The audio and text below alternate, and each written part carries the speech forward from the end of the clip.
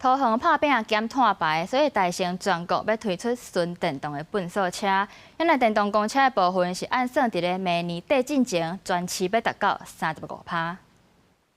3、2、1。到达时启动仪式完成，同市政府伫龟山茶洞站举行记者会。桃园运具低碳化联盟正式成立，按地方和中央产业之间互相来合作，要创造一个好的低碳运具环境。其实非常不简单哦，不能只靠一个单位，也不能只靠一个企业，我们需要一个联盟，地方跟中央合作，产业彼此合作，创造好的环境哦。因为粪扫车是上接在叮当的公务车之一，桃园是全国上大声推动头一只纯电动粪扫车。已经在汽车收粪扫，成做全国头一个示范的案例。我们这台车的垃圾车，目前我们可以搭载的垃圾量大概是在2.85吨，那运行的公里数大概可以达到133公里，可以在90分钟达成80%的充电。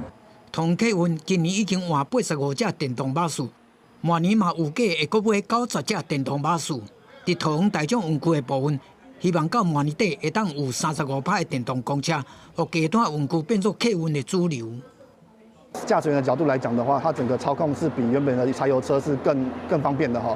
那整个安全的，它不管是在主动安全配备跟被动安全配备哈，都比原本的柴油车是增加了非常多。市政府表示讲，同时推动精灵城市自治条例已经通过中央跨部会的审查，嘛已经顺利核定。是市政府精灵政策重要的法制基础，未来会继续推广到产业甲交通领域，达成2030甲2050的精灵目标。记者综合报道。